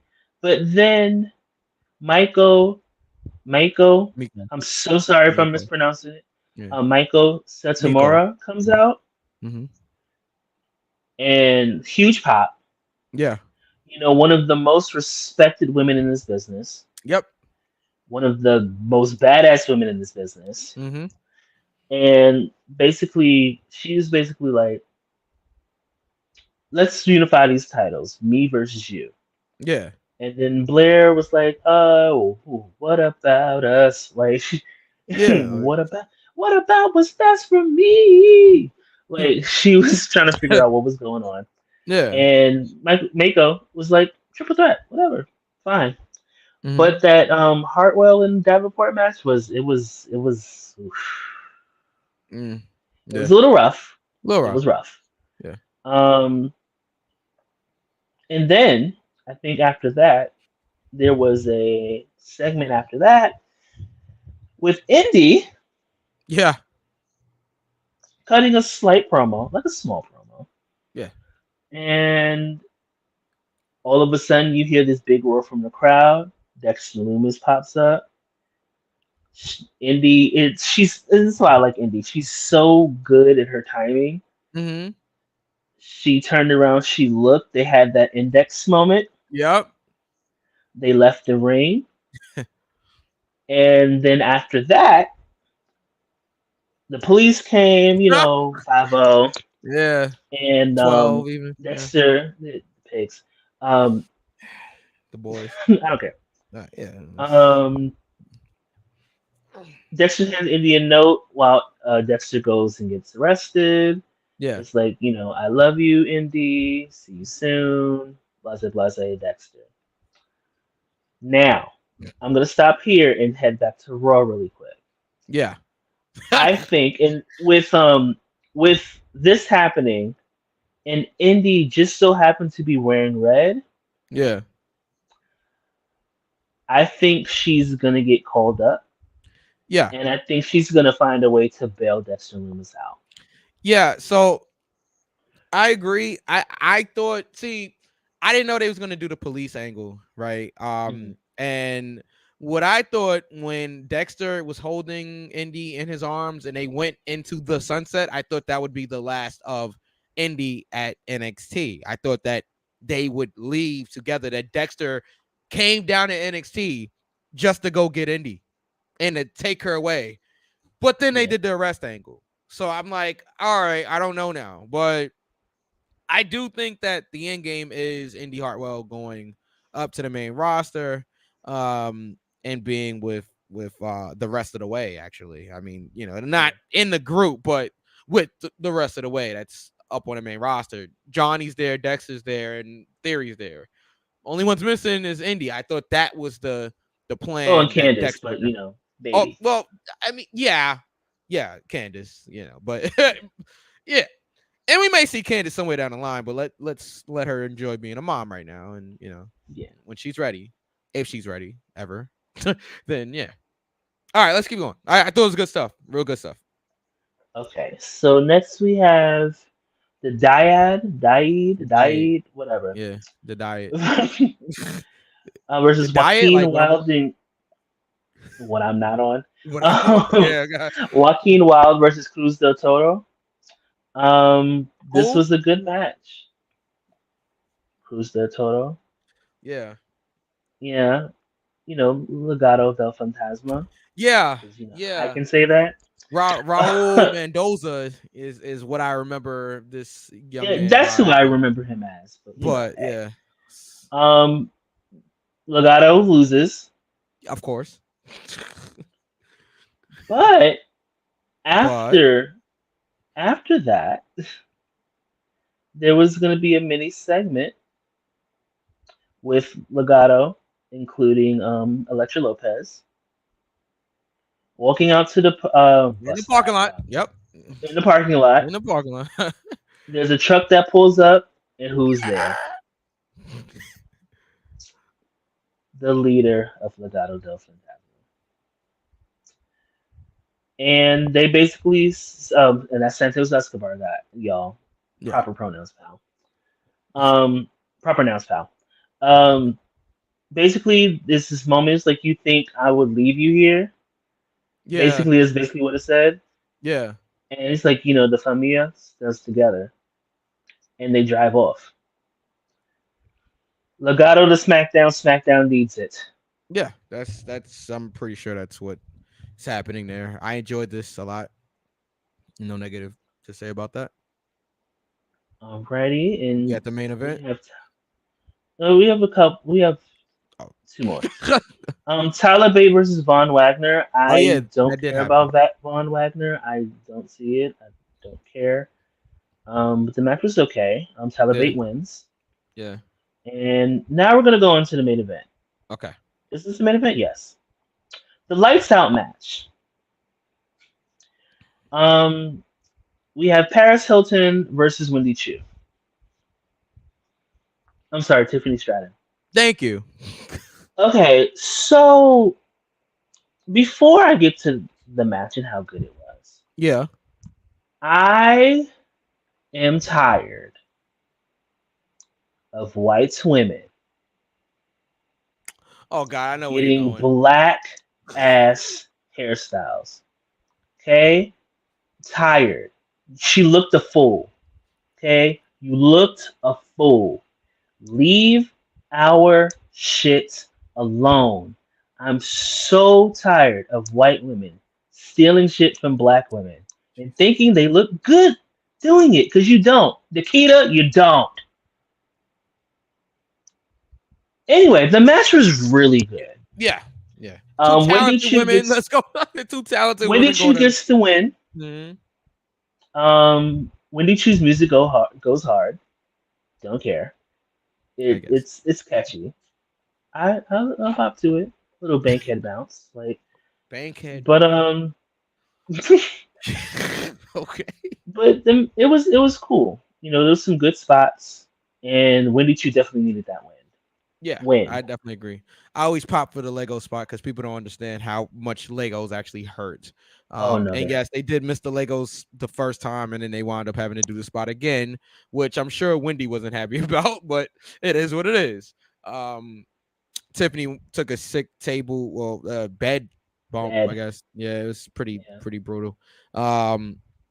So yeah, really, really solid main event. Really, really solid. And now, what do you give NXT as a whole? As a whole, a 2 count. The main event was like a 3 for me, but like the whole show as a whole, yeah, I give it a 2 count. I'm gonna have to agree with you. Okay. All right, let's go to Dynamite here. We're gonna kind of run through this, talk about what the people want us to talk about here. Okay, Chris Jericho and Daniel Garcia have a face-off. Bryan Danielson comes out there. Basically, Daniel Garcia needs some time to think. All right, he doesn't want to pick between the two. He walks out. Bryan and Chris Jericho in the ring. The heels, Chris Jericho and Big Hurt, Jake Hager attack Bryan Danielson, and they lay him out. That was pretty much the opening segment there. Thought it was cool. Yeah. Okay. Garcia got a lot of support. The chant of "You're a wrestler" is amazing. So, and he is. Garcia is so gifted. So, all right, let's keep going. Dax Harwood versus Jay Lethal. I'm sure V didn't watch this match, but I did, and it was very good. It was very, very good. Dax Dax is proving that he is so good, whether it's in a tag team, whether it's a singles, whether it's a trios. Like Dax is just really good. Dax. He's just really good. And Jay Lethal pins Hardwood after cheating, grabs the tights. And after the match, Lethal and Sanjay named their trios partners. So at All Out, which mind you, they named like 6 matches last night on Dynamite. It's crazy. Like this is probably the most I'm not gonna say thrown together. Last minute booked card that I've seen from AEW. Like we're a week and a half out, and we just got all of our matches pretty much last night for the most part. But anyway, so we get the Guns and Lethal versus FTR and Wardlow. That's gonna be a banger. I can't wait. It is. What did you think about? Well, did you watch the match before I even asked you? No. Did you watch it? No? Sure didn't. Nope. Okay. Well, Dax is really talented. Oh, no, I'm sure of that. I'm not going to put Jay Lethal over in front of you, but Jay Lethal is good too. All right. Billy Gunn versus Colton Gunn. Ass boys. All right. You didn't watch this? No, I did. Oh, I was about to say. All right. So it started off cool. The Acclaimed was out there with Billy Gunn. Massively over. I mean, the Acclaim is just naturally getting over with the crowd, and they love the Acclaim. Bowens is right. Yeah. Everybody loves the Acclaim. So they've worked for it. They've worked hard for it. I mean, ground up working hard for it. So during the match, Stokely was in the crowd. Stokely interfered, attacked Austin. No, not Austin. I'm sorry. Attacked. I'm reading as I'm speaking. Attacked Bowens on the floor, which led to Caster getting involved and all of this stuff going on outside and low blow City Pow. And then Colton pins his dad with the Colt 45 for the win there. After the match, Stokely presented the Gun Club with business cards, and eventually Swerve and Lee came out there, and we have a tag team match made for the pay-per-view at All Out. It will be Swerve in Our Glory versus the Acclaimed for the AEW World Tag Team Championships. The Acclaimed deserve it. I can't wait to see this match. They deserve the match. I'm not saying they deserve tattoos yet, but they deserve the match at the pay-per-view. Good stuff here. What did you think about this, V? I thought it was really solid. I really did like it. When Swerve and Lee came out, I was like, oh, they're getting so the Acclaim is definitely getting that tag team title match. And I'm okay with that. They've been working hard. You know, I've been critical on this show of them. Yeah. And, you know, they've both proven me wrong. I can admit that. And honestly, I wouldn't mind a title change there. We'll get there. We gotta cover All Out next week, but we'll get there. I thought this was solid. All right. Kylan King versus Dr. Britt Baker, DMD. Of course, Britt gets a win. The fans were all over Britt because they were in Ohio, and Britt is from Pittsburgh or Britsburg. And anybody that knows anything about sports teams, they know that Pittsburgh people and Ohio people do not get along. So, so of course they were all over her. And Britt basically says, I wrestled. Oh, so we should mention Thunder Rosa had to give up she didn't give up the AEW Women's Championship. She's still technically AEW Women's Champion, but she can't wrestle at All Out because she's injured. So they're going to have to name an interim champion. So technically Thunder Rosa is still champion. Get well soon, Thunder Rosa. That's what I'm going to say. Get well soon. I will say, and this has nothing to do with Thunder Rosa, but this whole, all right, the champion's injured. Now we have to name an interim champion. I wish they would stop doing that. Like, we've seen it now with the TNT Championship. We've seen it with the World Championship, the AEW World Championship, and now we're seeing it with the Women's Championship. If she can't wrestle, I know it sucks. I get it. Take the title off of her. Have her. I would say the bigger story is that redemption story or that comeback story when she is ready to come back. Now you have a built-in story of, all right, she wants to get back the championship she never lost. Yeah. You know, like that the championship she was forced to give up. Versus, I mean, you know, just doing all right, well, yeah, she's the women's champion, but we have an interim women's champion. So technically we have 2 women's champions. Not to mention Jade is the TBS champion. So we have 3 women's. You get what I'm saying? It gets a little like just convoluted. I think they should do away with this whole interim thing. I didn't like it when they did it with Moxley either. I thought, all right, well, the Punk was injured. Take the title off him. You know, but whatever. Well, speaking of Punk, that was next. But yeah, Britt basically says, big deal. I wrestled with a broken freaking wrist my entire run. Basically the boohoo story, the whole Sasha Banks story where Bailey said, I'm tired of my mom coming here and watching me lose. And then Sasha's just like, boo freaking who? Like, you know, but yeah, that whole thing. What did you think of that? And we're gonna get to this Punk situation. My sentiments are the same as yours. I hate this whole you're injured interim. That I don't like it. Yeah. It's because I remember when Trish was injured and she still got to hold the title. She was gone for a minute. Yeah, I remember that. So it's like I'm not feeling that whole thing. And looking at the match, the Fatal 4-Way.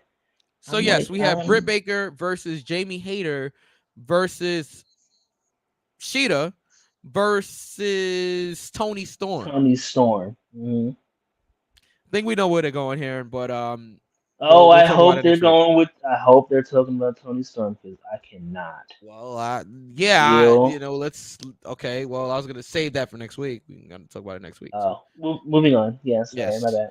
So to unify the championships, Bill does one of the most significant matches in AEW history. CM Punk defends the World Championship against Jon Moxley, who is the holder of the interim. There goes that interim championship again. The interim championship. Okay. The match starts. Moxley's all over Punk. Punk throws a kick, but he injures his foot, re-injures his foot. And some people have been pointing out that he was selling the wrong foot. Okay, so this is how I know some people have never trained in MMA or any type of combat sport. You can definitely hurt your plant foot by throwing a kick. Okay, and if you see how he spun on the kick on his plant foot, it is definitely feasible that he being CM Punk could re-injure his foot by throwing a kick, even with the other leg. So I just want to point that out that he's selling the wrong foot, or he hurt his plant foot. He hurt his plant foot. Yeah. So yeah, I'm just had to throw that out there. But yeah, this led to the finish, right? Moxley took advantage of it. The Death Rider, okay, 2 Death Riders, 1, 2, 3. CM Punk loses in like 5 minutes. Crazy finish. And you know what? I don't mind it. I know there's some people complaining, and I don't mind it. I think it brings a level of importance to a match could end at any time. Mm-hmm. I think it was different. I think it was a surprise, and you knew something was up when they started this match at the 9:00 hour. And now it makes sense why they did this match at the 9:00 hour. So Moxley's the undisputed champion. We have no main event for All Out. MJF did not show up, as some of the people was thinking he would. And yeah, so what did you think about this whole thing? I thought it was good stuff. TBD. Okay. Because I want to see where they go with this. People was like, "Oh, it's a work" and stuff like that. I don't know. I'm not in the writers' room. I don't have an eighth of coke next to me. I don't know. So I can't. If it's a work, then damn, got me good. But if it's for real, then Punk. I don't know how much he has left in him. Yeah, I think it screams work to me, but I think that he's still. The thing is, I think he was still hurt, and actually, my pops actually said that Punk probably came back to drop the title so that he can go and rest for a little bit. But if these reports, you gotta love these internet reports. If the reports are correct, the match at All Out is still going to be CM Punk versus Jon Moxley. So if that's where we're going, then no, Punk isn't injured.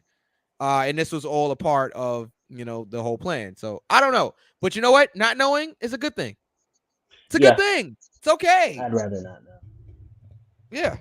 All right. So let's keep going here. Ricky Starks cut a promo about Will Hobbs. We're gonna get that match at the pay-per-view. Really good promo by Ricky. Christian Cage accepted Jungle Boy's challenge for a match at All Out. And then we had the main event pretty much. Trios title tournament match. Yep. Death Triangle versus Will Ospreay in Aussie Open. Wow. Yeah. This match was just crazy. Like, I don't know if I can do it justice by explaining how wild it was. This match was insane. Just watch it. Say again? I said just watch it. Yeah, just watch it. Just watch it. Now, I did see a critique that I kind of agree with. Okay. And okay, everybody's talking about the Pac spot where it took him 32 seconds. Somebody counted because they have nothing better to do. But 32 seconds to actually hit the moonsault from the ring post onto the floor, and while the other two talents just stood there to catch him. Yeah, because I'm watching it at home and I'm just like, all right, how long is it going to take him to set up this, to set up this moonsault and land safely? Yes, safety comes first, but it is so unbelievable. It was so unbelievable. Like, and again, I'm very complimentary of AEW at times, but then I'm also gonna be a critic. I'm gonna critique them when it needs to be critiqued, and I feel like that was one of the issues. Like, yes, this match was so over the top choreographed, and yes, it was so unbelievable at times, but it was a spectacle. It was entertaining. It wasn't. There was no point where I was like, I'm not entertained. And that moonsault spot set up the return of Kip Sabian. So it made sense. Kip Sabian comes out there, takes out Pac, which they've been setting up for a long time. Pac attacks the guy in the box who's been at every show since last year. I remember Kip Sabian had this box on at Grand Slam last year. He was outside in the parking lot, and people started saying, that's Kip Sabian, that's Kip Sabian. Last year, finally, Kip Sabian shows up and attacks Pac. Yeah. But anyway, Ospreay and Aussie Open defeat Death Triangle due to this interference. And after the match, the Elite comes out there. The Young Bucks with Kenny Omega. And it looks like next week we're getting the Elite versus Aussie Open to determine who's going to be in the finals of the trios tag team match, which will be determined at All Out. And that was Dynamite. What did you think about the main event and Dynamite as a whole? Besides the taking way too long to set up that spot, it was a really good main event. Yeah. ¿Dónde está Jade Cargill? She will be on Friday. But she's TBS champion. Yeah, it doesn't make any sense at all. Honestly. Like the TBS champion should be on TBS. Yeah, exactly. I agree. Is it crack? Allegedly. But yeah, I don't like going a week without Jade Cargill. She's a TBS champ. She's a TBS champion. Yeah. Right? You created a TBS championship as a secondary women's title. Yeah. Dynamite comes on at TBS. Mm-hmm. Why isn't your TBS champion on TBS? Because they got to give the people something for Rampage. I feel like, yes, Jade should be on TBS and our women's champion, but we don't have a women's champion right now, technically, should be on TNT. That would make the most sense, but it's all backwards. It really is. It's all backwards. And you know what, Tony? Cut the shit. And when I say cut the shit, not the coke. Cut the shit. Cut it. All right, now it's Dynamite. What do you give the show? Oh man, we gotta get out of here. What did you give the show? 2 count. Yeah, I'm gonna leave that up. I thought it was a 2 count show. I thought the Moxley and Punk stuff was really strong, surprising, and all of that. I thought it was good, and the main event was really strong as well. But yeah, as a show, I thought it was 2 count. It was good. It was good. Not like off the map good, but it was good. Yeah. And that was wrestling this week. Covered everything. Mm-hmm. Yeah. Battle Club, SmackDown, Raw, NXT, Dynamite. So that was wrestling this week. Again, special thanks to everybody that participated in JobberSlam 2. Everybody that was on the podcast version that will be out later today as of yeah. Because we're after the 12 o'clock mark here on the East Coast. So which means it's time to get up out of here. Oh yeah. All right. Where can they find us? Let everybody know all that good stuff. All right, so let's break it down here so we can go the fuck to bed. Yeah. You can find us in Apple, Spotify, YouTube. Just go ahead and type in "Go for the Pen" and see this big ass head. You can find us wherever you find your podcast. Yeah. We have merch. The merch is in the description box and wherever you're listening, as well as on the Twitter pages, as well as our official Instagram page, which is Go for the Pen _show. And on Twitter, Go for the Pin Show. I am King V _the ruler on Instagram and _Watch My Throne on Twitter. Mike, where can they find you? Well, if you go on Twitter, you can find me at DJ Mike EQ. And if you go on Instagram, it's Mike _EQ. Make sure that you guys follow at I am Jordy Lee on Twitter and Instagram. Follow Battle Club, follow Jobber Tears, follow everybody. Just follow everybody. Follow the sponsors. Everybody that made this past weekend possible. Except for Greyhound. Fuck Greyhound. Yeah. Well, yeah. Okay. Well, that was King B. Yeah. Shout out to Pum Pum Juice. Oh, God. Yeah, those are the stories we can't tell on the air. Oh, no. We will not be saying any of that on there. Yeah. We'll get out of here. Thank you guys as always. At DJ _Knuckles on Instagram. Make sure that you follow him. JPS Music 15 on Twitter. Just look for JPS. A good friend to the show, and he's family. I shouldn't say friend, family of the show. So and he'll be on next week. And we'll see you guys next week. Bye, and we're gonna leave y'all with this. Good night, everybody. And see you next time.